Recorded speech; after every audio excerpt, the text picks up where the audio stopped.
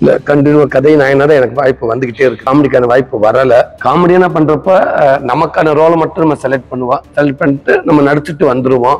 ஆனா இப்ப கதை நாயனை நடிக்கிறப்ப ரொம்ப பொறுப்புணர்ச்சி அதிகமா இருக்குன்னு நினைக்கிறேன். இருந்தாலும் கதை நாயகன் அப்படின்றனால நான் என்ன அந்த இடத்த தக்க வச்சுக்கிறதுக்காக வெற்றிமாறன் கொடுத்த இந்த இடத்த நான் தக்க வச்சுக்கிறதுக்காக நான் நிறைய மெனக்கட வேண்டியதா இருக்கு. நடிகனாக ஆசைப்பட்டேன், காமெடியனாக ஆசைப்பட்டேன், அது எல்லாமே நடந்துச்சு. இன்னைக்கு கதை நாயகன் இந்த இடத்துல நான் எதிர்பார்க்கவே இல்லை. இன்னைக்கு இந்த இடத்துல வந்து உட்கார வச்சிருக்கு. கடந்து வந்த பாதையை நினைச்சு ரொம்ப பெருமைப்படுற சந்தோஷமா இருக்குது.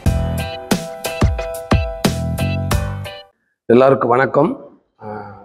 கோயம்புத்தூருக்கு வந்தது கருடன் படத்துக்காக ப்ரொமோஷனுக்காக வந்திருக்கேன். ஃபேன்ஸ் மீட்டிங்காக ஃபேன்ஸ் எல்லாத்தையும் பார்த்துட்டு இந்த படம் வந்து வர 31 ரிலீஸ் ஆகுது, மே 31. ஸோ வர 21 ட்ரெய்லர் ரிலீஸு, மே 21. அதுக்காக கோயம்புத்தூருக்கு வந்திருக்கேன், ஃபேன்ஸ் மீட்டிங்காக வந்திருக்கேன். படத்தில் உங்களோட அனுபவம் இந்த படத்தில் என்னோட அனுபவம்னா விடுதலை பார்த்துருப்பீங்க.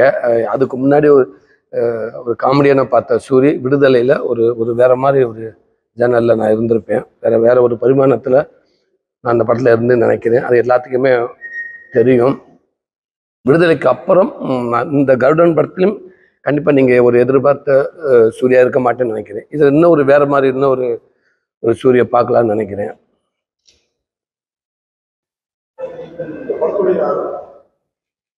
தொடர்ந்து ஒரு அடுத்த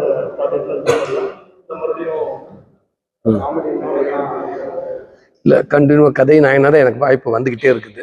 காமெடிக்கான வாய்ப்பு வரலை, கதை நாயனாதே வருது. அதனால அதில் பெட்டரான கதையாக எனக்கேற்ற கதையாக நான் கேட்டு பண்ணலான்ட்டு இருக்கேன், பண்ணிட்டு இருக்கேன். இது வந்து டாக்டர் துரை செந்தில்குமார் சார், எல்லாம் தெரியும் உங்களுக்கு. காக்கி சட்டை, எதிர்நீச்சல், பட்டாசு கொடி 4 படம் பண்ண ஒரு இயக்குனர் துரை செந்தில்குமார் சார்.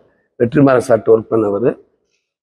அவர் படத்தை நடிச்சிருக்கு. சசிகுமார்னு ஒரு முக்கியமான ஒரு ரோல் பண்ணுறாரு, ஒரு பெரிய ஹீரோ. இந்த கதைக்கு அந்த ரோல் அவர் பண்ண சரியாக இருக்கும்னு தோணுச்சு.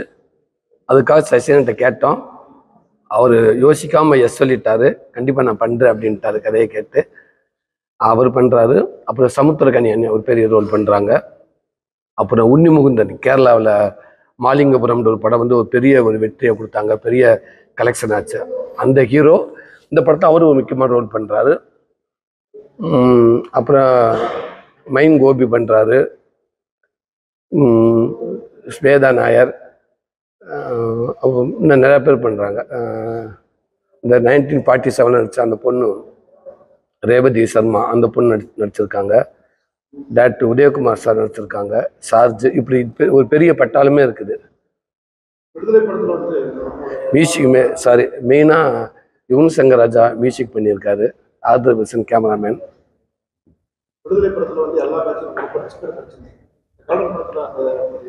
கண்டிப்பாக இதுவும் அந்த மாதிரி இருக்கும். கொஞ்சம் நல்ல எமோஷனல் ஆக்ஷன் கொஞ்சம் இருக்கும் இதில். ஆமாம், அதில் வேற மாதிரி ஒரு கொஞ்சம் கஷ்டப்பட்டு, இதில் கொஞ்சம் வேற மாதிரி.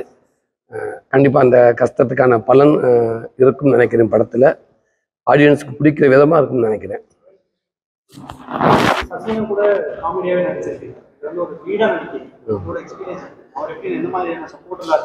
இல்லை, நான் பெரிய சப்போர்ட். அவர் ஃபஸ்ட்டு அவர் படத்துக்கு எஸ் சொன்னதே ஒரு பெரிய சப்போர்ட் தான். இந்த படம் அவர் உள்ளே வந்ததுக்கப்புறம் இந்த படத்துக்கு அவர் இருந்தால் நாங்கள் எது நல்லா இருக்கும்னு நினச்சோமோ அது டபுள் மடங்காக தெரிஞ்சிச்சு. அந்த பாசிட்டிவ் அவர் வந்த முதல் நாள் அந்த படத்துக்கான அவ்வளோ பாசிட்டிவாக இருந்துச்சு.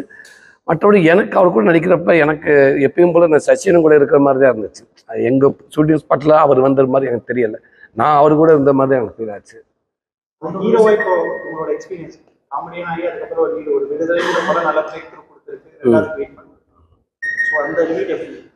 காமெடியான பண்ணுறப்ப நமக்கான ரோலை மட்டும் நம்ம செலக்ட் பண்ணிட்டு நம்ம நடிச்சுட்டு வந்துடுவோம். அதுக்கப்புறம் அடுத்தடுத்த படத்துக்கான வேலையை பார்க்க போயிடுவோம். ஆனால் இப்போ கதை நாயனை நடிக்கிறப்ப ரொம்ப பொறுப்புணர்ச்சி அதிகமாக இருக்குன்னு நினைக்கிறேன்.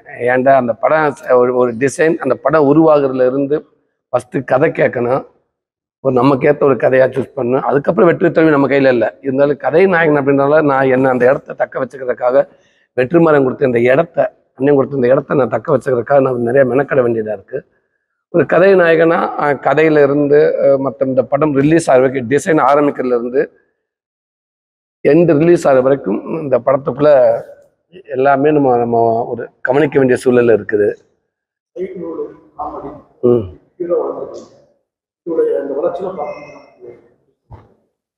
நான் இதை எதிர்பார்க்கவே இல்லை. இப்போ உட்காந்துருக்க இடம் நடிகனாகனு ஆசைப்பட்டேன், காமெடியனாக ஆசைப்பட்டேன், அது எல்லாமே நடந்துச்சு. இன்னைக்கு கதை நாயகனா இந்த இடத்துல நான் எதிர்பார்க்கவே இல்லை. இன்னைக்கு இந்த இடத்துல வந்து உட்கார வச்சிருக்கு. கடந்து வந்த பாதையை நினைச்சு ரொம்ப பெருமைப்படுறேன், சந்தோஷமா இருக்குது.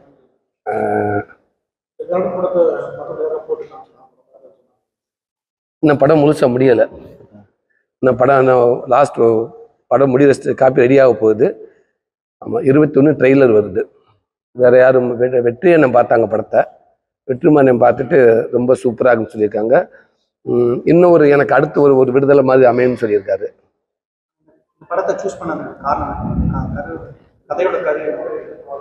இல்லை, இந்த படத்தை நான் சூஸ் பண்ண காரணம் வந்து ஃபர்ஸ்ட் டைரக்டர் சூஸ் பண்ணேன், அவங்க இந்த கதையை சூஸ் பண்ணாங்க. அவ்வளோதான். நான் டைரக்டர் துரை செந்தில்குமார் சாரோட நான் தான் அப்போ ஆசைப்பட்டு அவர் வேணும்னு ஆசைப்பட்டோம்.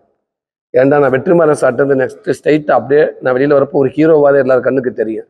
அப்போ இன்னொரு டைரக்டர் வர்றப்போ எனக்கு ஒரு ஓப்பனிங் சாங்கு, அப்படி ஒரு என்ட்ரி, கால் வச்சோன்னு தூசி பறக்குது சார், மாஸ் என்ட்ரி அப்படி வச்சுட்டாங்கன்னு வச்சுக்கோங்களேன். அது போச்சு. அப்போ திருப்பி ஒரு பக்கம் வண்டியை விடணும். ஆமாம், அதெல்லாம் இருந்துடக்கூடாது. நம்ம ஒரு கேரக்டராகவே வரணும்னு ஆசைப்பட்டு. ரெண்டாவது துரை செந்தில்குமார் சார் ஒரு 4 படம் பண்ண இயக்குனர். விடுதலை படத்துக்கு வெற்றிமாறன் கூட ஷூட்டிங் ஸ்பாட்டில் வந்து ஒரு அசிஸ்டன்ட் மாதிரி ஒர்க் பண்ணார். எனக்கு அவருடைய அணுகுமுறை ரொம்ப பிடிச்சிருந்துச்சு. 4 படம் பண்ண இயக்குனர் இன்னொன்று அசிஸ்டன்ட்டாக ஒர்க் பண்ணுறாரு அப்படின்றப்ப எனக்கு சரி இவர்கிட்ட ஒர்க் பண்ண ஆசை. ரெண்டாவது இந்த விடுதலை படத்தில் இருக்க ஃபுட்டேஜ் எல்லாமே அவர் பார்த்துட்டார், ஃபஸ்ட்டு செகண்டு. அப்போ என்னை எந்த மீட்டரில் நான் இருக்கணும் அப்படின்னு அவருக்கு தெரியும். இன்னொன்று எங்களுக்கு கூடுதல் ஒரு அட்வான்ஸ் என்ன, வெற்றி சார் பார்வையிலே நான் இருப்பேன். எடுத்து வரைக்கும் அவர்கிட்ட அப்பப்போ கொஞ்சம் காட்டலாம்.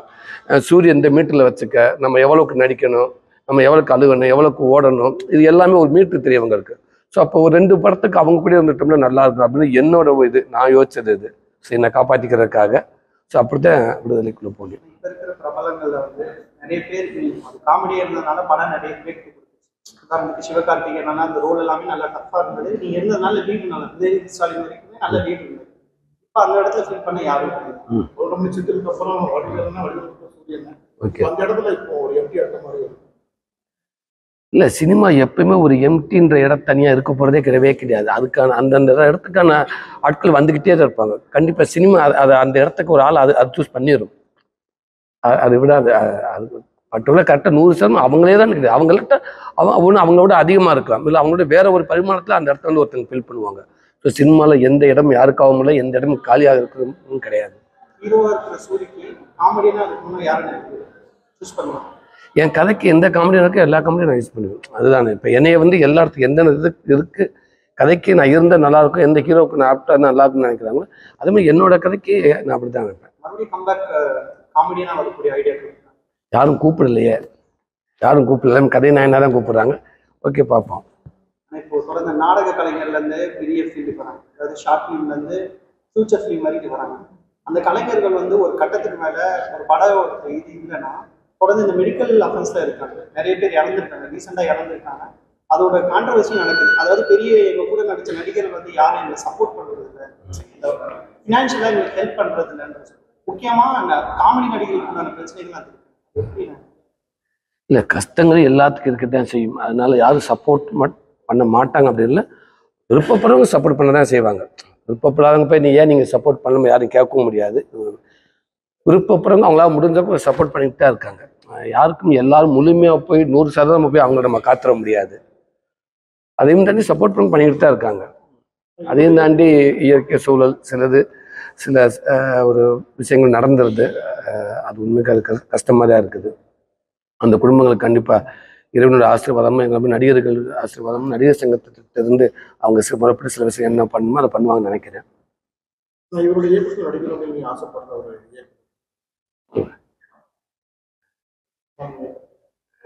கண்டிப்பாக சசிகுமார் எப்போ கூப்பிட்டா நடிக்க போயிடுவேன். அது ரெடியாக இருக்கேன். அதில் எந்த வித ஆச்சரியமே இல்லை. மற்றபடி எல்லா இயக்குனர் யார் கூப்பிட்டாலும் கண்டிப்பாக நடிக்க ரெடியாக இருக்கு. இந்த இயக்குனர்னு சொல்ல முடியாது. ஏன்னா இன்னைக்கு பெரிய இயக்குனர் அப்படிலாம் கிடையாது. இன்னைக்கு ஒரு புது இயக்குனர் கூட இன்னைக்கு உலகமே திரும்பி பார்க்குற அளவுக்கு பண்ணுறாங்க. இன்னைக்கு நான் சாதாரண இயக்குனர் சொல்ல கூழாங்கல் டேரக்டர் PS வினோத்ராஜ் கூழாங்கல்னு ஒரு படம் பண்ணார். அடுத்த அவனும் சிவகார்த்திகேயன் தயாரிப்பில் கொட்டுக்காளின்னு ஒரு படம் பண்ணார். அவர் சின்ன டேரக்டர் நினைக்கலாம், ஆனால் உலகம் பூரா என்னைய கொண்டு போயிட்டாரு. இன்னைக்கு எத்தனை படங்கள் பண்ணேன். இன்னைக்கு அந்த விடுதலை மட்டும்தான் என்னை நெதர்லாந்து வெளிநாட்டுக்கு கொண்டு போச்சு. கொட்டுக்காளி டைரக்டர் ஜெர்மன் வரைக்கும் பெர்லின் வரைக்கும் ஒரு மிகப்பெரிய ஒரு பெஸ்ட் ஒரு ஃபிலிம் ஃபெஸ்டிவலில் உலகத்தரத்தில் ஒரு 3வது இடத்துல இருக்கக்கூடிய ஒரு ஃபிலிம் ஃபெஸ்டிவலில் என்னை கொண்டு டோட்டல் வெள்ளக்காரங்க மத்தியில் அந்த படத்தை கொட்டுக்காளி ஒரு படத்தை போட்டு காட்டி எனக்கு அவ்வளோ ஒரு பேரும் புகழும் கிடச்சிச்சு. ஸோ அதனால சின்னவங்க பெரியவங்களாம் கிடையாது, எல்லாருக்கும் நடிக்க ரெடியாக இருக்கு. உங்களுக்கு எந்த ஹீரோயின் நம்ம பண்ணால் நல்லா இருக்குன்னு நினைக்கிறீங்க? தெரியுமில்ல, சூரியோட எந்த ஹீரோயின் நடிச்சா நல்லா இருக்குன்னு. ஆமாம்,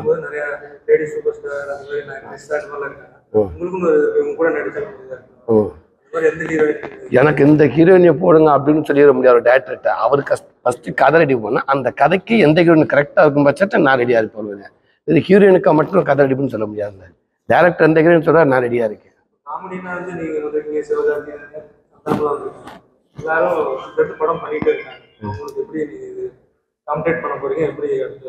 இல்லை, அவங்க நல்லாவே பண்ணிட்டு நல்லா போயிட்டு இருக்காங்க. அன்பு தம்பி SK வந்து இன்னைக்கு அவருடைய ஜனங்க வந்து அவர் மிகப்பெரிய ஒரு இடத்துல வச்சிருக்காங்க.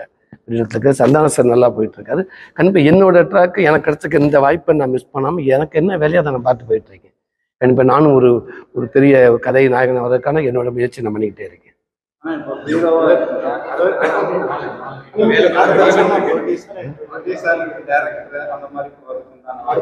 புரியுதுங்க.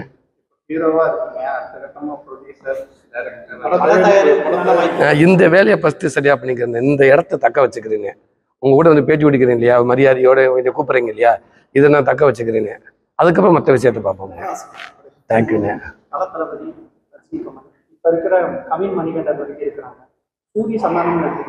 புரியல. உங்களுடைய பார்வை நீங்க யாரை வேணாலும் எடுத்துக்கலாம், தப்பே கிடையாது. உங்களுடைய பார்வை நீங்க எப்படி எடுத்துக்கங்க. எனக்கு சூரிக்கு சூரி.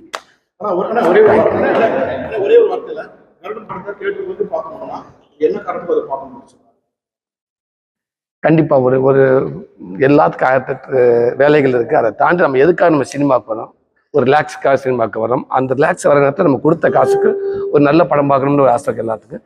கண்டிப்பா விடுதலை என்னை என் படத்தை பார்த்து எப்படி திருப்தி ஆனீங்களோ கருடன் படமும் உங்களுக்கு ஒரு திருப்தி படமா இருக்கும்னு நான் நினைக்கிறேன். கண்டிப்பா ஒரு ஃபேமிலியோடு வரப்போ சந்தோஷம் போகலாம். தெரியல, அது ஆகஸ்ட் செப்டம்பராக கூட ஆகலாம். Okay, thank you.